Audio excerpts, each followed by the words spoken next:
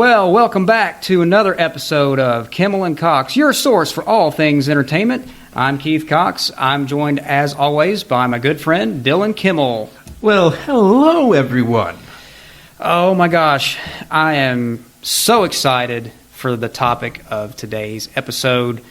It's a movie that was such a huge part of my childhood growing up. It is number 2 on my list of my all-time favorite movie franchises, and if you couldn't tell already by my attire today, that movie is, of course, Back to the Future. Back to the Future. Yes. We are finally getting into this, and this jacket here, if you don't recognize it, this is an exact replica of the denim jacket worn by Michael J. Fox as Marty McFly throughout most of the movie. And I notice you don't have the life preserver, as it was called. Yes, I do not. I have it, but I chose not to wear it. I didn't go full Marty today because I realized that I have to go to work after we record this episode. Yeah. So Marty wears that outfit has a lot of layers to it. And I was like, I really don't want to have to take all that stuff off and change clothes and everything and go to work. So I just threw the jacket on, and so this is my homage to. And I'm wearing. Yeah, what do you do? You're Ghostbusters? I mean, it's the wrong movie, dude. Like, you knew we were going to be talking about Back to the Future today. Yeah, my Emmett attire was in the wash. Oh, so yeah. That's all right. It happens, but that's another movie that we're going to get to later on for sure. So, but anyway, getting into Back to the Future, it was released July 3rd, 1985. Great year for movies. Really, the 80s was just such a great decade. I mean, they're just for movies, TV, everything. There was really no other decade like it. So, I mean, it was, when you talk about having the right recipe, I don't think you could have made this movie in, say, the 70s or the 90s. Or you can't make it now either. Yeah, you really can't. Like, it just wouldn't have the same appeal. Just imagine if they were to. Now, I do remember that Bob Zemeckis and Bob Gale, or Robert Zemeckis. I mean, both of them are Bobs. Right. But I believe that they stated that as long as they live, there will never be, another sequel, 2, a reboot. A reboot. Yeah. And we're grateful for that, actually, because I think it's... if it ain't broke, don't fix it. Yeah, I think it is... there were 3 movies, and I think it is... I agree with them. I think it's actually perfect as a trilogy. But the movie was, of course, written by Robert Zemeckis and Bob Gale and directed by Robert Zemeckis. Starring Michael J. Fox as Marty McFly, Christopher Lloyd as Dr. Emmett Brown, Leah Thompson as Lorraine Baines McFly, Crispin Glover as George McFly, and Tom Wilson as Biff Tannen. Such a stellar cast in this movie, just absolutely perfect. I mean, I can't. I know there were a lot of other actors who were either coming up or were already becoming popular at that time who auditioned for these different roles, and I can't see. I've seen the audition tapes from some of them, and I cannot see anybody but the cast that they ended up with. It's always intriguing to see the what ifs. Yeah, it is interesting just to see other people's takes on the characters. I know for Marty, some of the actors who auditioned for that role were C. Thomas Howell, who was pretty big at that time in the 80s. He was becoming big. Ben Stiller, who his career really hadn't even taken off at that point. He was still very, very early on. He was just viewed as Jerry Stiller's son at that point. Yeah, and his reading of it was very just like straightforward, total straight man, not not very broad in comedy or anything like that. And who was another one? John Cryer. which his actually wasn't bad. I mean, Really? of course, he was Ducky, in the Breakfast Club. He was another, another actor who was really, coming up in the '80s, and he didn't do a bad take on it. Like I kind of could have pictured him a little bit. The whole the innocence and everything. It was close, but not quite the cigar moment. Yeah. And I know there were lots of other people that were considered for the other roles. There were several people that read for Biff, including Billy Zane, who did end up getting a role in the movie because he played one of Biff's goons that travel around with him. Yeah. And I can't remember some of the other actors that read for him. I know that John Lithgow was originally considered for the role of Doc Brown. Certainly, John Lithgow is a talented actor. Yeah. I can't see him in this role. I think Christopher Lloyd just absolutely nailed it. He's so perfect at playing those eccentric or oddball types of characters. I mean, John Lithgow is an exceptional Shakespearean type of actor. Yeah. I can't see it. It needs that zany quirk. Yeah. Like even when John Lithgow does a little zany character like he did in Third Rock from the Sun, it's still very grounded. Yeah, it's still grounded. But just to get into the history of the movie a little bit, it's quite interesting. It really story, is. Yeah. I mean, there's and some of you may already be familiar with this because it's common knowledge now. But it's well documented now. Yeah. But for those who don't, Dylan and I obviously know a lot about the history of this movie, and that's one of the reasons I was so excited to get into this, because now I can finally put all of this wealth of knowledge about these movies to good use. But yeah, quite a history with this movie, production wise. The script was originally written, I think, as early as 1980. It went pretty far back. Bob Gale had this idea long before the movie came about. Like, it came about when he was looking through, he was looking through old photos from like his parents or something. Yeah, right? I think he was looking through his parents' high school yearbook, and he saw pictures of his mom and dad, and they went to high school in the 1950s, and he just had this idea, like, what would it be like what, because he found out that like his dad was like class president and all this kind of stuff, and like he was, I guess, really popular in high school, and he's thinking, this is not the man I know now. Like, this is not my dad, and he thought, what would it have been like to know my parents back then, or to hang out with them? Would I have liked them? Would I have hung out with them as a teenager? That is an interesting question. I wonder that for us in particular. I mean, do you feel like you would have been best friends with your dad if you? Well, I can really identify in particular with Bob Gale on that, because my parents went to high school in the 50s. I mean, they graduated in 56. So almost the same timeline as this movie. Marty's parents were seniors in 1955, so it's like right there in that same time frame. And I can remember going through my parents' yearbooks and seeing what they looked like back then. Mom had long hair, long dark hair. Ever since I've been alive, she's always had short hair. She's always had, short cropped, hair, kind of done up in a, like a little bouffant or whatever. And my dad had, tons of hair, like thick hair, like he had like a big flat top, and he's pretty much always worn glasses, or I should say he did wear glasses. My dad's sadly he passed away, a couple of years ago, but.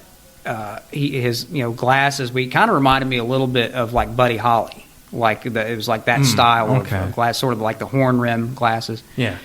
But I always wondered that too about my parents, like what were they like back then, and what were they like? Were they popular? Were they like some of the the cool kids, or whatever? And so it's an interesting concept, and so I connected with that a lot in this movie, because I'm like, this is probably what it was, some of what it was like for my parents when they were going to high school. They probably even when they watched the movie, they probably thought, oh yeah, I remember things like that, or they could say, no, it wasn't really this way, but yeah, it's definitely a fun concept to think about, and so that was the genesis of the story idea for Back to the Future, and he kept working on the script and shopping around to a lot of different studios.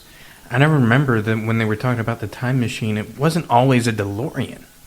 No, they originally they were thinking about a refrigerator of all things. Refrigerator. That was in the original script in the first draft. It was going to be a refrigerator, but then they were concerned that if kids saw the movie, they would start shutting themselves up in refrigerators and maybe getting trapped in there and freezing to death or something. And so they're like, "Oh, we can't do that." But I remember when they were shopping the script around to different studios, they had a hard time selling it because Disney thought it was too racy because of the whole thing with Marty and his mom, the teenage version of his mom falling in love with him, and so they thought it was a little bit too risque. Fox didn't think it was raunchy enough. They wanted more of a like Porky's or Fast Times at Ridgemont High style comedy, like an R-rated comedy with like sex and things like that. And so if they finally settled on Universal, which came about because of Steven Spielberg's involvement with Universal, and he produced the movie. Yes. So his belief in the movie, he thought that it could be really great. And he actually met Bob Gale and Rob Zemeckis when making 1941, I believe it was. Yes. They wrote the script for that one. And then before that they did Romancing the Stone. Yeah, that was the thing that convinced the studio to give Bob Zemeckis the money to make Back to the Future, because he hadn't really had a great track record up to that point of movies. I mean, he made in 1980 he made that movie Used Cars with Kurt Russell, which I think is not a bad movie. I think it's pretty funny. It's definitely very watchable, but I guess it didn't perform very well at the box office. And there was a couple other movies in there that just kind of tanked, and then Romancing the Stone was probably his first successful one, wasn't it? Yeah, that was like, okay, well now we've got a hit here, and so this director is actually very capable of pulling something like this off. And I think it was Steven Spielberg's encouragement too that convinced us. He was like, well, if Steven Spielberg is on board, if he wants to produce this thing, then it's going to be huge. And so they're like, okay, we're going to give you the money to do this, but we want it released by 4th of July weekend, 1985. And it was they had less than a year at this point. They had less than a year to prep everything, pre-production and filming and post and all that stuff to try to get it released by that following summer. In hindsight, it's probably a good thing that we're in the indie market right now, because that type of scheduling sounds very stressful. That type of pressure does not exist for us. We can work on our own timetable, and I mean, if we have to stretch a film out over 3 months, just filming on evenings and weekends, we can do that. We have the freedom to do that. So I'm kind of glad that we don't have that kind of pressure on us. But so that's kind of how the movie got off the ground, and then even more interesting history surrounded the production, because there was one major casting change, and this is all you can Google all this. You can even see some clips on it. You can even see some footage. But so Michael J. Fox actually was not the actor who was originally cast in the role of Marty McFly. I think he was their first choice. Yes, he was their first choice. But as many of you probably are aware, Michael J. Fox at the time was starring in a sitcom called Family Ties. which I grew up watching. I was familiar with him, from that show. And he was always their first choice. He was always the director and writer's first choice. But, the producers on Family Ties did not want to give him the time that he needed to film a major motion picture. Typically, when we're doing a TV series, if you're going to do a movie, they usually film that during the summer hiatus, when they're not filming the show. Well, Back to the Future couldn't do that because they had to start shooting in the fall. It was like, I think, October of 1984 is when they started shooting. And that was right in the middle of, they were already like, Family Ties was already, in the middle of shooting and everything by that point. So they didn't want to let him go. They ended up casting Eric Stoltz, of all people, as Marty. Now Eric Stoltz, not a bad actor, certainly was not on the level that Michael J. Fox was. He has more of a background in drama, doesn't he? Yeah, he's definitely more of a dramatic, serious, straight man, kind of actor. And I certainly could not have pictured him in the role. There is some footage out there. You can find it. I'm sure you can find it on YouTube and other places. The clips don't have audio. We haven't gotten any audio clips yet. But you can certainly see just in his performance alone, his expressions. Yeah, his expressions. Like the one image I'm thinking of is when he's looking over at his dad in the cafe. Same camera shot. They used that same camera shot in the final film, but the way he did it, it was just like, I don't know. It was too stoic. It was too. And I think, when it became apparent to them during filming that it just wasn't working with him. The other actors were not gelling with him. They didn't have a chemistry. He was playing it completely differently. He had all of these different ideas about how he should play the character. He was playing it more from a drama perspective when it was more comical. You can ham it up in a comedy. Yeah. You can certainly overact in a comedy. Exactly. You can be as crazy as you want to be, and it worked, for this movie. So when they were already like 6 weeks in filming, I mean, over half the movie was already finished, and they realized the studio and everybody realized we have got to do something. We've got to recast this part, or the movie is going to be terrible. Thinking about that, they finished almost half of the movie with him. Yeah. Yeah, probably a little over half, yeah. And that is just crazy to think, because now we live in an age where the director's cut of this movie, or that movie that, some of them not been finished. Mm-hmm.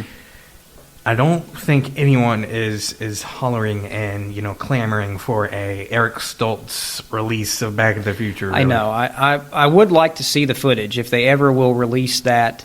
In its entirety, put something together for a special edition collection. It would be nice to see it with audio and everything, and just to see all the footage that they did shoot with him.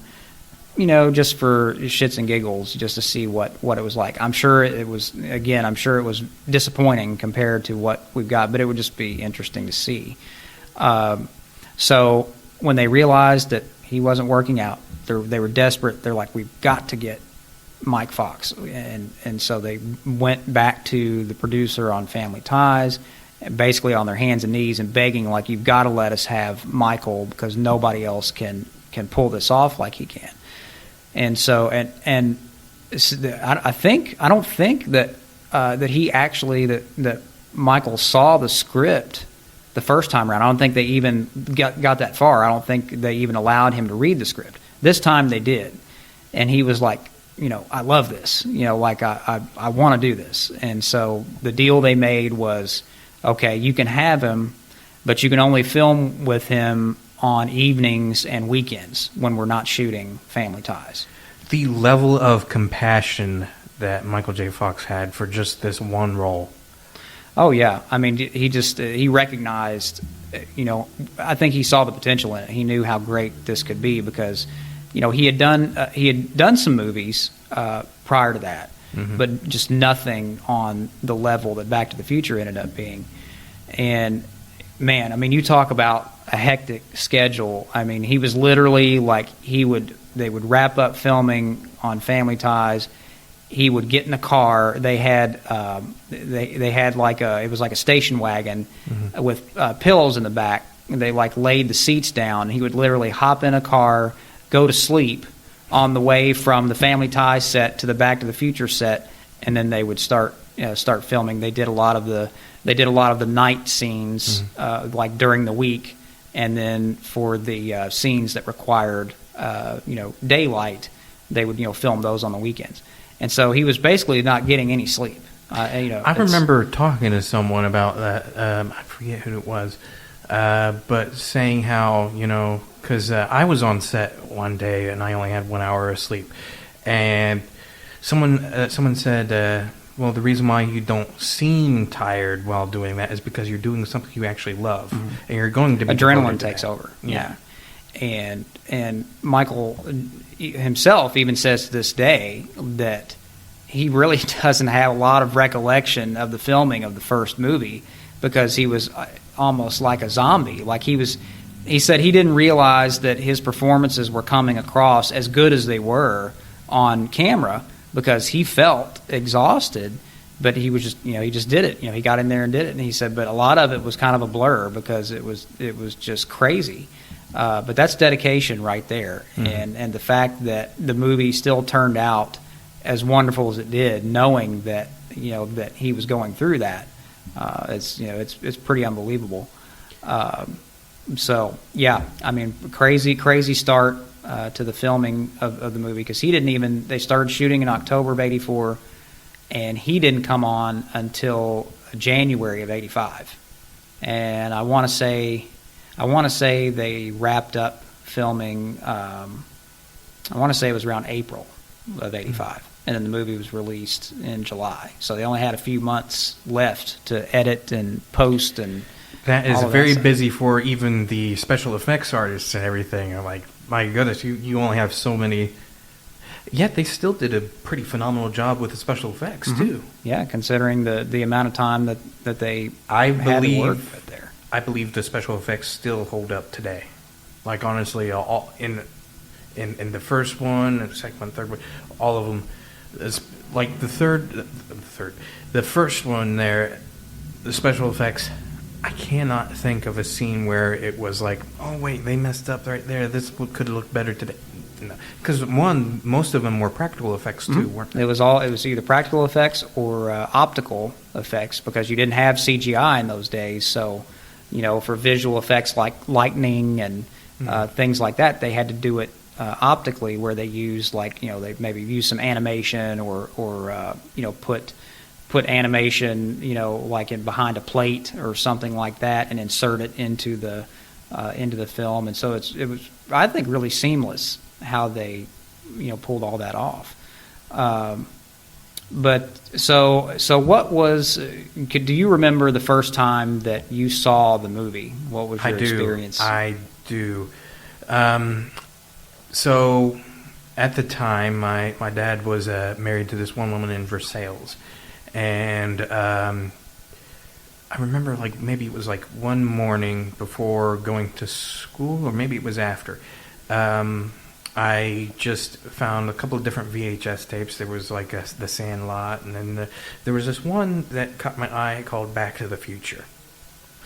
And I played that, and I watched it, and I loved it, right? And that was my first experience with it, because it just was I was so in awe with that movie. It was hilarious. It was intriguing, just the idea of it. And I remember I was very young then. I was probably 10 years old. Yeah. And I just know that is something that I would love to do too, is just imagining how you would be able to travel in time and everything like that. And I just remember it being such an exciting experience. I knew nothing of the sequels or anything like that. It would be several years afterwards till I saw those. But that first one is, to me, the epitome of a good movie. Yeah, really Great is. movie. Oh yeah, it's just fantastic. It just really grabs you, from the beginning. For me, the first time I saw it, I remember vividly. It was Thanksgiving of 1990. So I was like 9 years old. I remember it was Thanksgiving because we were at my cousin Kimberly's house, and she always would get the whole family together for Thanksgiving. Used to be my grandmother that would have everybody over, but then she got to a point where it was just harder for her to cook all that food and to have everybody in her house. And so then my cousin Kimberly took over, and you know how it is around holiday meals and everything. Like when you got kids running around, kids get bored very easily. They get restless, and you're like, it's like, oh, these family gatherings. It's like, you kind of get, you're like, oh, I got to do this again. And like after dinner and everything, you're just like antsy and you're looking for something to do. And so Kimberly's husband, Michael, was like, okay, I got an idea. And so he took me upstairs to one of the spare bedrooms. They had a TV in there and a VCR. And it's like, we're gonna pop in a movie, and because they knew that I loved movies. And it's like, well, this will keep Keith entertained for a couple hours. It was your basically the keep you busy. Yeah, thing. It was like a babysitter. It's like, let's keep him busy for a couple hours. So he's not. We'll get him out of our hair or whatever, and so he's not complaining about wanting to go home. So yeah, and so the movie that he popped into the VCR was Back to the Future. And at that time, I don't think I was. Now, I guess I was aware of the Back to the Future movies, but had never seen them because at that time I was still in full like Ghostbusters mode. That was my like go-to movie and everything that I was crazy about at that time. And so I guess I just had no interest in seeing it.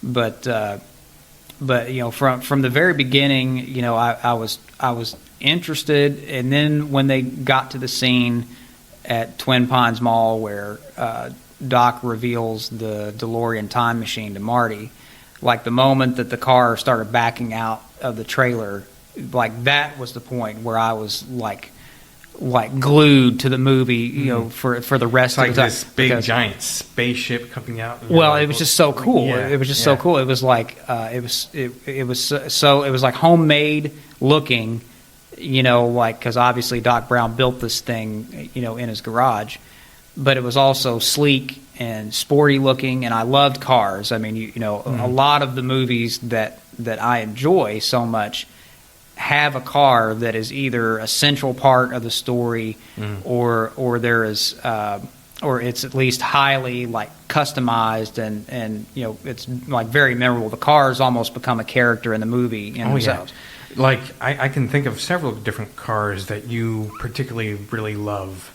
And like the Dukes of Hazzard one, with the General Ghostbusters Lee and one, Ghostbusters, obviously. Ecto 1. Because I remember here's a fun fact, a little off topic, but this is how particular Keith is. When we went to the Comic-Con, they had the Ecto 1 there, but something was off about it, wasn't it? Yeah, pretty far off. It was a Cadillac, but it was the wrong year and model of Cadillac, and I think they used a hearse too, which the actual Ecto 1 was a converted ambulance, which there's a big difference between ambulance and hearse. Ambulance has windows going all the way around. A hearse has there's like a panel on the back, like where there's no side windows on that back part. Yeah, but it was like if I had to guess, it was probably like maybe like a 69, 70 era Cadillac, and the one that was used in Ghostbusters was a 59 with the big, because that was the only year that had the big tail fins. I mean, I noticed something was off, but I didn't know the detail because I don't know cars. I don't know cars all that well. But it was still a nice. It was still a nice. I would call it. I would call that a tribute car more than a replica. Because to me, replica means you are trying to accurately replicate the vehicle. But it had, it had the roof rack. It had, the gear on it and everything. And so it was pretty well done. It was just now. I'd say that if they had a DeLorean, there. I mean, there's no way someone's going to get a replica Back to the Future car DeLorean looking wrong. It's kind of hard to do. Because there's only one. I mean, the DeLoreans were only produced from 81 to 83, and they all look the same. Like there wasn't really any variation in the style, like the body or anything like that. So you could do a replica with an 83 just as easily as you could an 81. I think the movie used all 81s because there were. I think there were more DeLoreans manufactured in that first year than any other year. But it's pretty hard to mess that up. It's a beautiful car, but kind of problematic too. But, they weren't the best performance-wise. They didn't have a lot of horsepower. I think top speed was like 85 miles an hour, which is really funny because it goes for this to movie. 88. You know what? because in the plot of the movie, that's the thing that it's like the car hits 88 miles per hour, and that's when it travels through time, and so the car wasn't even capable of doing 88 miles an hour. They changed the speedometer for the movie to go up to 90. Okay, so that's the only thing they changed. But in the story, I'm going to guess that Doc Brown had done some stuff to the DeLorean there. Yeah, probably souped it up a little bit. Yeah. And Marty even makes a reference when he's escaping from the Libyans. He's being chased by the Libyans in the DeLorean, and he's like, let's see if these bastards can do 90, and then he shifts and kicks into another gear. But it was just funny now. Of course, at the time, I didn't realize that. But then being a car buff, later on doing the research, I'm like, that car wouldn't even do 90 miles an hour. But it was just such a cool looking, all of the gadgets and everything that Doc Brown fitted on there. It's just another one of those iconic movie vehicles that will go down in history, will always be remembered. But that was really the thing that totally. I was already hooked, but that like really sucked me in from that point on, and then of course after that I had to see the other movies. But that was my first experience with Back to the Future, and just so many things that I love about the movie. It's besides the perfect casting. Just the way that it was filmed, the cinematography, the action, the stunts, the comedy. There was such great comic timing, between the actors and everything. They all just gelled so well with each other and had that chemistry. And there's very few movies that come along that have that, where you really, you felt like outside of production, these people were like family. Yeah, and the interesting thing is that they all were treated like family, and the best part is that it's one of those few movies where it's not just one memorable character; it's multiple. Absolutely. Because every character has a funny scene, one way or the other. Like Biff has many, like. Just any other character besides Doc Brown and Marty, like even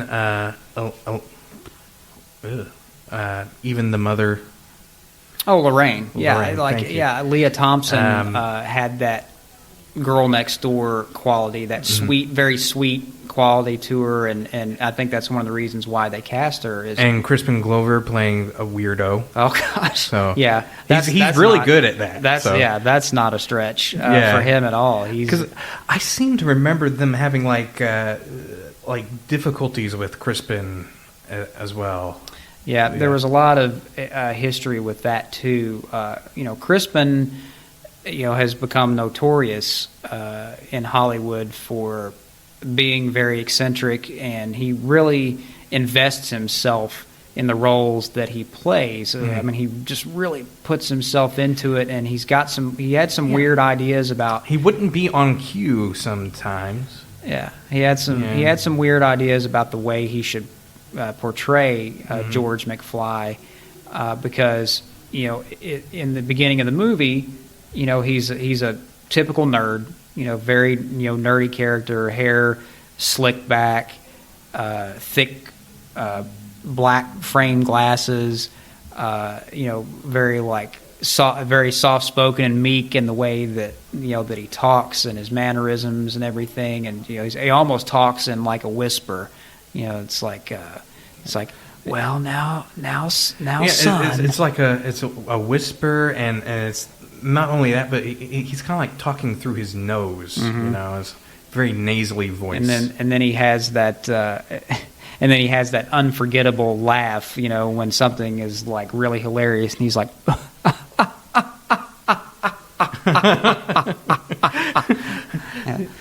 he has some like the weird, like, oh man, it's not until the very end that he's like much more presentable. But there's so many good lines with that. Like one, he's like, "I know, son, I know, but I'm just afraid I'm not very good at confrontations." Yeah, it just it's like Marty is trying so hard to get his dad to have a backbone, and just because his boss in the beginning of the movie, George's boss is Biff Tannen, who was his bully throughout high school, and he's still bullying him as an adult. Yeah, the interesting thing also is that majority of the cast are all around the same age, with the exception of Christopher Lloyd. All of them are around the same age, and anyone that's supposed to be older than Michael J. Fox's character is just got aged makeup on. Right. But that whole interaction was like Tom Wilson was perfect as Biff. He will forever be remembered for that role, because he just played it so perfectly, and he's like typical bully who thinks he knows everything, and thinks he's Mr. Cool or whatever, but he's really an idiot. I mean, he's all of his, he has all of these mixed up sayings, mixed up phrases and everything. It's like, why don't you make like a tree and get out of here? It's supposed to be make like a tree and leave, that's about as funny as a screen door on a submarine, or no, it's Battleship. He's like that's about as funny as a screen door on a battleship. It's supposed and then Marty corrects him, like it's supposed to be screen door on a submarine, you dork. But yeah, it's things like that. He's just so clueless, and and it's so cool to see the way the dynamic changes, from the beginning of the movie to the end. Because just to kind of break down the plot for those who haven't seen the movie, and if you haven't, why in the world not? Because it's just, when I talk to people and I say they've never seen Back to the Future, I just have that reaction like, what, are you serious? But people have done the same thing with me. They've mentioned movies like. Yeah. For the longest time, it was The Godfather. I hadn't seen The Godfather for it was probably just several years ago when I finally saw it. Same thing with me. I didn't see The Godfather until like maybe 2 years later. 2 years ago. Yeah, it was probably maybe 5 or 6 years ago for me, I think. And the same reaction for me was like, "You haven't seen that?" Yeah. And here's a few other movies I have not seen still. I've not seen Stanley Kubrick's Dr. Strangelove. I actually haven't seen that. Citizen Kane, I've not seen that. Nope, haven't seen that either. There's the whole list there that I can say, but yeah. But yeah, it's just such a great movie, and I can't recommend it enough. But I feel like it is one of the most important movies. Honestly, it's a treasure. Oh yeah, it should definitely be preserved for all time. I think it is in the Library of Congress as one of those movies of historical significance. I think so. I think it is. But the basic plot of the movie is you have Marty McFly, played by Michael J. Fox, who's 17 years old. His good friend Doc Brown is a scientist and inventor who invents a time machine out of a DeLorean, and then he invites Marty out. He wants Marty to be a part of the first time travel experience with the time machine, and oddly enough, Doc uses his dog as kind of a guinea pig. He puts his dog in the car, for this first experiment, and sends him like 1 minute into the future, and obviously it works. And then he explains to Marty how the time machine works and talks about the time circuits and the flux capacitor. The flux capacitor is actually the key to time travel, and Doc invented this device when actually back in the 50s he slipped in his head. He was hanging a clock above the toilet. He slipped and hit his head on the toilet, and then he had this vision of the flux capacitor. I want to know. Now, this is kind of funny, and it's kind of like one of those funny, like why did he do that? Who puts a clock above their toilet? Right, really.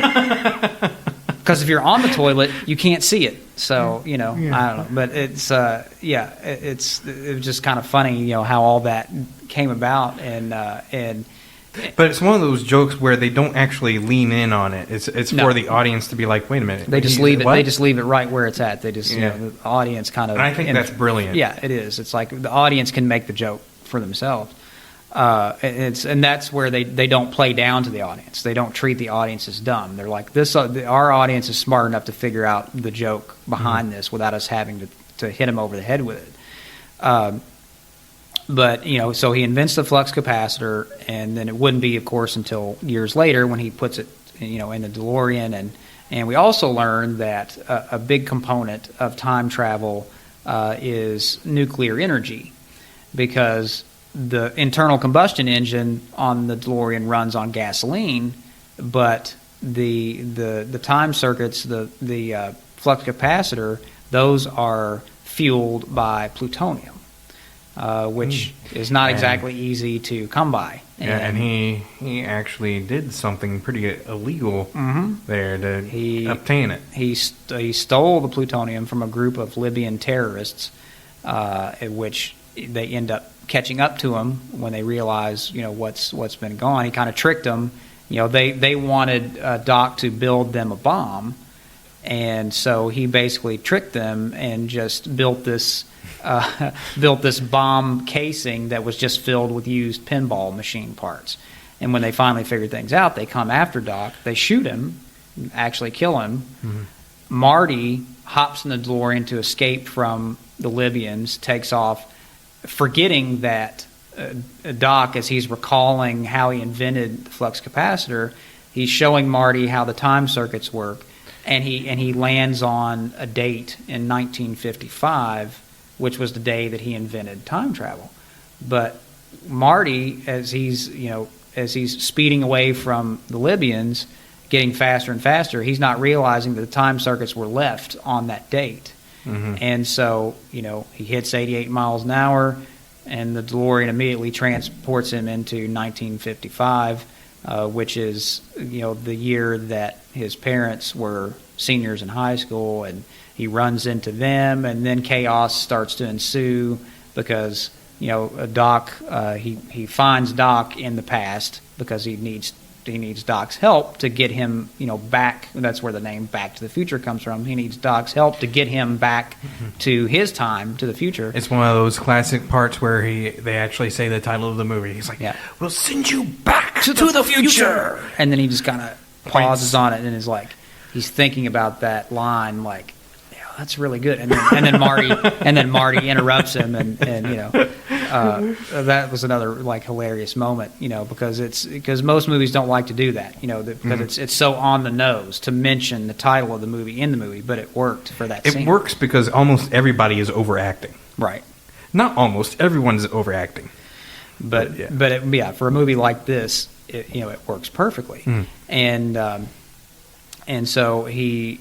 Doc warns him about the consequences of potentially, messing with messing with the past, messing with time, the space-time continuum, and like, it could be disastrous, and that potentially, because Marty's mother, teenage mother, basically falls in love with him, and he's like, crap, like, like, it was supposed to be his dad. Yeah. And so he's like, I've got to fix this, because if she falls in love with me, and if they don't get married or whatever, like, I don't exist, so literally Marty could erase himself from existence if he doesn't straighten out these events. And that there is the big plot there. Yeah, that's the crux of the movie right there, is Marty trying to fix, trying to undo what he's done.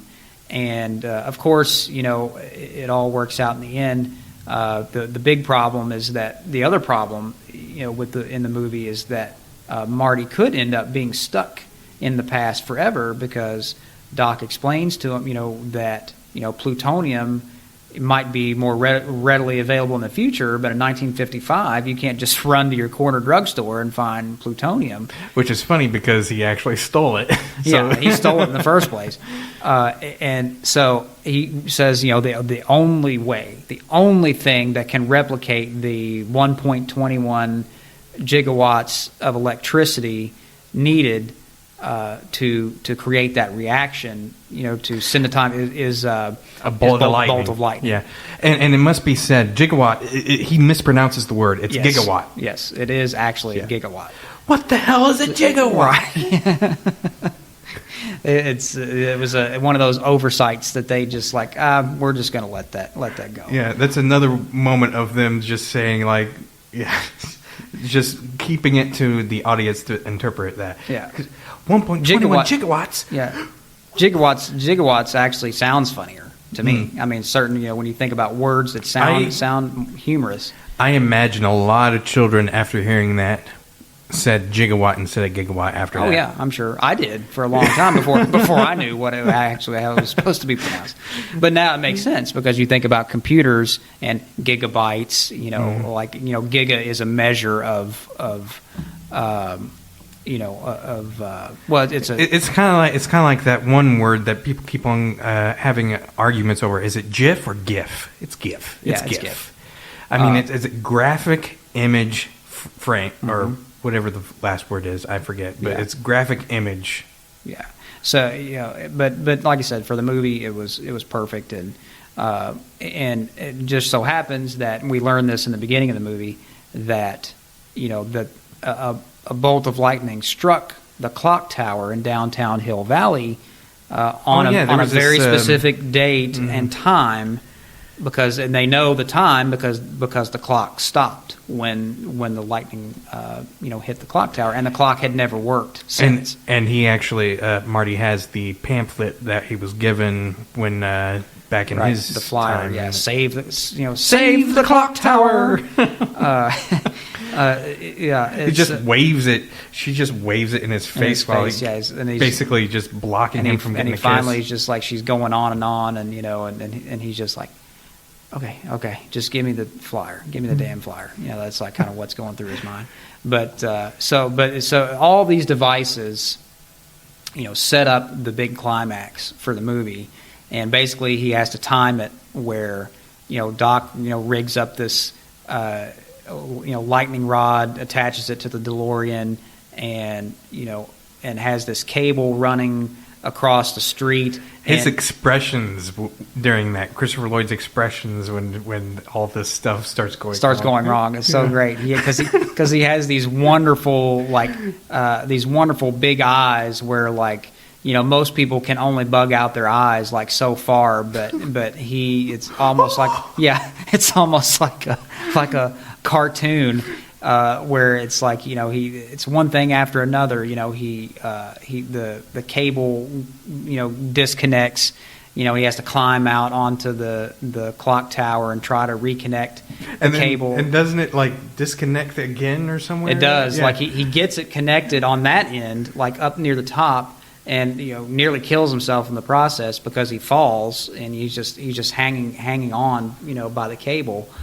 And so he finally gets it connected up there, that's what it is. It won't reach, and so he keeps yanking on it to get it into the connector.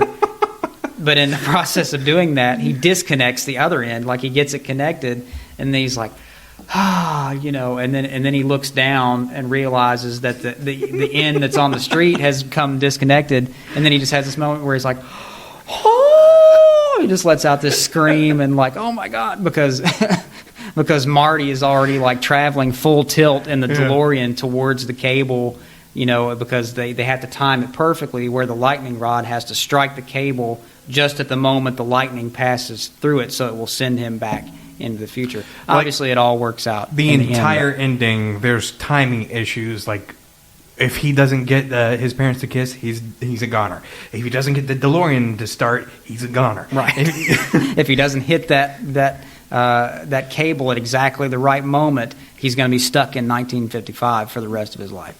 Mm-hmm. So that's what provides the drama, that drives the movie. All of these, crazy circumstances. And his presence in the past does end up changing the future. So there's several different hints of it too, like just a little small part of it. Okay, so in the beginning, where they're at the Twin Pines Mall, and Christopher Lloyd's Emmett Brown states about how the person who owned it, Old Man Peabody, used to own all of this. Yeah, he had this crazy vision of breeding pine trees. Yeah. When Marty time travels, he actually hits one of the pine trees, and then fast forward to the very end of the movie, it's now Lone Pine Mall. Right. There's all these little things that change in the future. So Marty, he did alter time, and because he gets his dad, George, to finally stand up to Biff, yes, who bullies him throughout high school. He finally, he punches Biff and, knocks him out. So that changes their dynamic. So when Marty goes back to his time, suddenly his dad is no longer a nerd. His dad is successful, wealthy, happy. Best-selling author? Yes. And Biff actually works for him. There's a little reversal there. Like, he's literally, Biff is almost like his assistant or his servant, kind of. It's like, Biff is out there waxing his car for him and all this stuff. And, now Biff's personality is totally changed. He's like there's this moment where George comes out there and he's like, don't con me. Yeah, and he's like, he's waxing his car, and he's like, now, did you put 2 coats of wax on that instead of just one? And he kind of gets an attitude. Yeah, Biff is kind of like, I'm just putting the second coat on right now, and then George is like, now Biff, don't con me. And then suddenly, Biff retreats into his shell, and he's like, I'm sorry, I meant I was just getting ready to put the second coat on, He's apologized to him, so he's become like a little puppy that's been kicked almost. So it was just cool to see how all of that changed. It's like he did change some events, but in some cases he actually changed it for the better. Mm-hmm. But a few more things definitely that there's so much that we could talk about with this movie. We could easily turn this into like a 2-hour podcast. Yeah, we almost But a few other things that definitely wanted to just mention was the music for the movie. Yes, and just how great the music is. It really gets stuck in your head. Mostly due in part to Huey Lewis and the News, which provided 2 songs for the soundtrack. 2 of them? Yes, The Power of Love and Back in Time. Tell me, Doctor. Yeah. Where are we going? And The Power of Love certainly has become such an iconic song, and that the music also really pulled me into the movie, and that was the first time that I had heard Huey Lewis, and from then on I became a huge Huey Lewis fan. They're probably one of my favorite bands of all time, and they are it's like the pinnacle of 80s pop, and the way they mixed rock with sort of that big band sort of bluesy sort of sound with the horns, the saxophones and the trumpets and all that stuff. Blending those sounds together really worked. And another interesting point is that he actually has a cameo in the movie. Huey. He does, yes. Marty is a musician himself, or an aspiring musician. Plays guitar, and he has these tryouts for this Battle of the Bands kind of thing at his school. And ironically enough, the song that he is playing, they're not singing, but the song that they're playing on his guitar is "The Power of Love." And of course, he's really like wailing on the guitar and everything. But one of the teachers who is judging the auditions, it's a cameo by Huey Lewis, and he's dressed like a total nerd. He's wearing like a tweed jacket and glasses, and almost unrecognizable. And he stops him. He stops him in the middle of playing. He's like, hold it, fellas. And he's got a big bullhorn, and he's like, I'm afraid you're just too darn loud. And so that was a great little cameo in the movie. But yeah, I love the music. Not only that, but they have some great 50s songs like Earth Angel and that they some great jokes with it. Johnny Be Good. It's like that. You can't forget about that's an iconic. It's become a meme now too. Yeah. There's a scene. It's like I guess you guys aren't ready for that. But your kids are going to love it. It's because Marty grew up on all of these hair bands and everything, and he's like a rocker, and so he ends up at George and Lorraine's high school dance, the Enchantment Under the Sea dance. I think he actually inspired one of the songs. Yeah, the guitar player injures himself, and so Marty has to step in and play guitar. And he injures himself because Marty gets locked in the trunk, right? Yeah. And when they're trying to help him out, the guitar player slices his hand open with a knife. See, now I have to say, am I right on that? Because there are like certain things that get entangled with the sequel there, and I'm like, wait, was that in that one or was that in this right? one? Yeah, So, they kind of get mixed up because they go into the other movies, in the sequels, which I think is an exciting thing. But we'll get to that. But we will get to that. But yeah, so the great, love that scene and the way he basically. Because Johnny Be Good, the song Johnny Be Good, while it was released in the 50s, it had not come out yet in 1955. So nobody had heard it, and so, everybody likes it. He's grooving, and playing and everything. And the lead singer of the band that's playing there is Marvin Berry, who is supposed to be, that's the joke, he's supposed to be Chuck Berry's cousin. As you know, Chuck Berry is actually the person who wrote and performed Johnny Be Good originally. And there's this great moment where Marvin gets on the phone. He's backstage. He gets on the phone and he's like Chuck. He's like, this is Marvin, your cousin Marvin Berry. He's like, that new sound you've been looking for? Well, listen to this. And he holds the phone out as Marty's like just going to town on Johnny Be Good. And he's even got the same guitar, that same red Gibson guitar that Chuck Berry used. So there's all these great references and everything in the movie that foreshadowing and these nice little jokes in there. And fun fact, I did actually get to see Huey Lewis in concert twice. Oh, yeah. So much fun. It was like the first half of the show was like new material, and then the second half of the show was all hits. And it's like, so much fun. Everybody in the audience was singing along, and of course, I couldn't wait, for him to do The Power of Love, and he saved that towards, kind of more towards the end of the show, and naturally, it'd be the last thing, just like everyone loves that, rocking out. And I don't think he even knew at the time when they wrote that. He even joked about that in the show. He's like, when we wrote this song, at that time it was like, 30 years ago. He's like, I had no idea that we would have to play it every night, for the rest of our lives, but I think he appreciates that and how he contributed to the success of Back to the Future as well. Also, got to meet Tom Wilson, who played Biff. He was doing a show he was doing at Comedy Off Broadway. He was doing stand-up comedy. This has been probably maybe 13, 14 years ago, something like that. And super nice guy, like as far removed from the character of Biff as you could possibly be. He's a clean comic, you know. He's not vulgar, but he's funny. You know, he's really funny. You know, he did this bit when he first came out. Because he plays guitar, and so he's playing his guitar.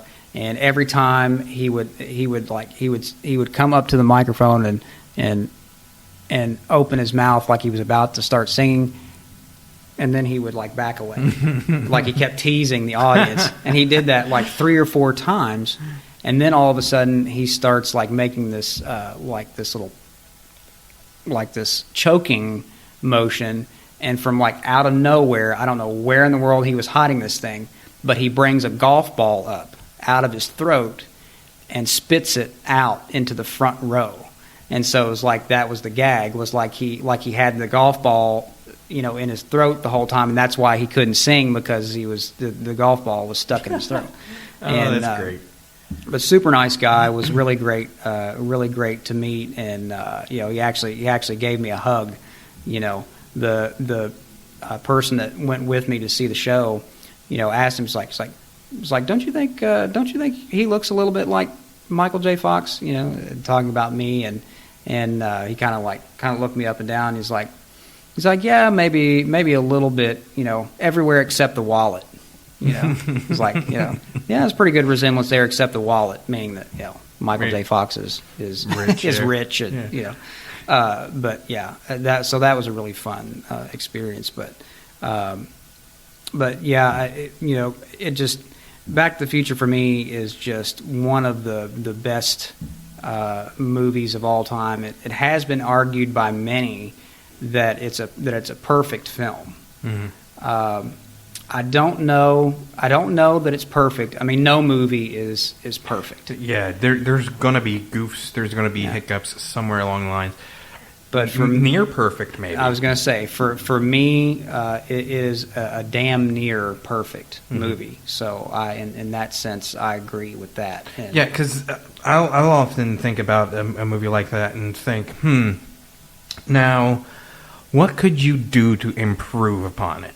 You cannot improve. You really can't. You really can't. I think they just, you know, the crew, the cast, you know, everybody. It was just, you know, it was just perfect for its time. You know, it really was lightning in a bottle, and you just can't repeat that. You can't. There's been very few movies that have had that effect over history, and so. Definitely, I can't recommend the Back to the Future movies enough. You know, go and check them out. Yeah. You know, it's available on Blu-ray, DVD. Almost every all of the streaming services. I don't think it's on Netflix, but it was. I know it was at one point. They may have taken it off by now, but I hadn't seen it in a while.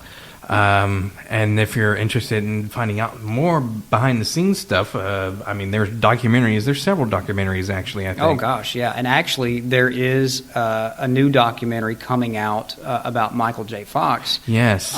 It's an Apple TV exclusive coming out May 12th. It's called Still, a Michael J. Fox movie. And it's a documentary all about Michael J. Fox, his life, his struggle with Parkinson's disease. What phenomenal human being, honestly. I mean, even throughout his Parkinson's diagnosis, he still maintained his sense of humor. Oh, absolutely. And managed to actually use that in some of his acting roles since then, and kind of played on that a little bit. And just such a terrific guy. Would love to be able to meet him someday, and, you know, maybe I'll have that opportunity. But I'm really looking forward to seeing that documentary. Mm-hmm. Can't wait for that. So, but we are just about out of time for today. Yeah, we kind of went a little long. Ran a little bit long, but we knew we would. But yeah, because this is one of our favorites. Yes, it is.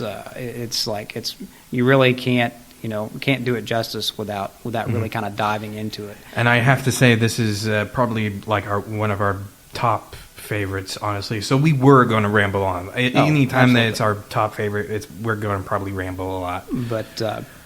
But before we go, as always, we just want to remind everybody to subscribe, like, and share to our YouTube channel. And when you do subscribe, be sure to hit that little bell icon so that you're getting all the notifications whenever any new episodes or videos are posted. You can also check us out on our socials. We're on all the major social media platforms. And you can even reach out to us via email at kimmellandcox@gmail.com. That's our official podcast email. And those are ways that you can get in on the conversation too. So if you like this episode, let us know. Leave your comments and questions.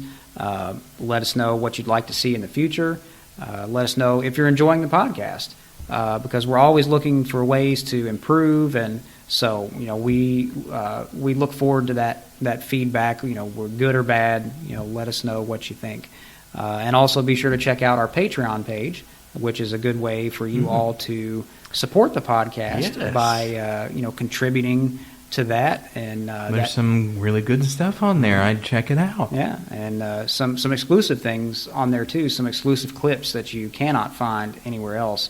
And so that's reason enough to go on there and check it out, and hopefully take a look at some of the perks we're offering, and maybe something jumps out at you. And every little bit helps. So whatever you're able to contribute will help us out tremendously, and we'll use that for things like production costs and just being able to put forth a better quality podcast. But that's it for today. Join us next week as we go into the next film in the Back to the Future franchise, which is, of course, Back to the Future Part 2. Yes, to be continued. Yes. We will see you then. In the meantime, be good to yourselves, and always remember that the future hasn't been written yet, so make it a good one.